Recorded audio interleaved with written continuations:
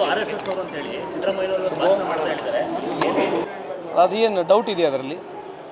ಸಿದ್ದರಾಮಯ್ಯ ಸಾಹೇಬ್ರು ಏನು ಸುಳ್ಳು ಹೇಳ್ತಾರಾ? ಇಡೀ ಜಗತ್ತು ಗುರುತಿರ್ತಕ್ಕಂಥಲ್ಲ ಅದು ಬೇರೆ.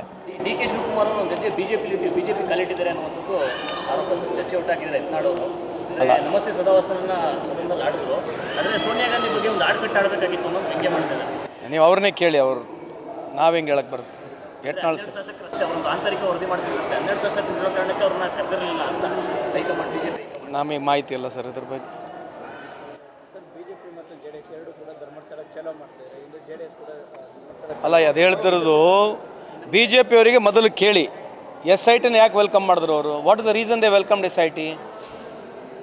ಯಾವುದೇ ಒಬ್ಬ ಮನುಷ್ಯ ರಾತ್ರಿ ಬಂದು ಈ ರೀತಿ ನಾನು ವಿಟ್ನೆಸ್ ಮಾಡಿದೆ ಅಂತ ಹೇಳಿದ ತಕ್ಷಣ ಈ ಪ್ರಜಾಪ್ರಭುತ್ವ ವ್ಯವಸ್ಥೆಯಲ್ಲಿ ಕೋರ್ಟ್ನ ಅದ್ರ ಬಗ್ಗೆ ಮಾಹಿತಿ ತೊಗೊಂಡು ಕೋರ್ಟ್ ಆದೇಶ ಮಾಡ್ತು.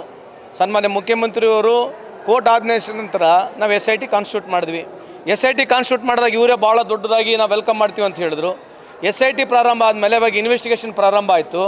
ಯಾವಾಗ ಡೆಡ್ ಬಾಡೀಸ್ಗಳು ಸಿಗಲಿಲ್ಲ, ಅದಕ್ಕೆ ರಾಜಕೀಯ ಒಂದು ಲಾಭ ಪಡೀಲಿಕ್ಕೆ ಟ್ರೈ ಮಾಡ್ತಾರೆ. ನಾವು ಈ ಮಾಡಿರೋದ್ರಿಂದ ಈ SIT ಮಾಡೋದ್ರಿಂದ ಧರ್ಮಸ್ಥಳದ ಮೇಲೆ ಏನು ಅನುಮಾನ ಇತ್ತು, ಸನ್ಮಾನ್ಯ ಮುಖ್ಯಮಂತ್ರಿಯವರು ಇವತ್ತು ನಮ್ಮ ಗೃಹ ಸಚಿವರಾಗಿರ್ತಕ್ಕಂಥ ಪರಮೇಶ್ವರ್ ಸಾಹೇಬರು ಏನೋ ಒಂದು ಕಳಂಕ ಇತ್ತು ಧರ್ಮಸ್ಥಳದ ಬಗ್ಗೆ ಯಾರು ಮಾಡ್ಲಿಕ್ಕೆ ಪ್ರಯತ್ನವನ್ನು ಮಾಡಿದ್ರು, ಈ SIT ಮೂಲಕ ಇಡೀ ಕರ್ನಾಟಕ ರಾಜ್ಯಕ್ಕೆ ಬೆಳಕನ್ನು ಚೆಲ್ಲಗಾಯಿತು.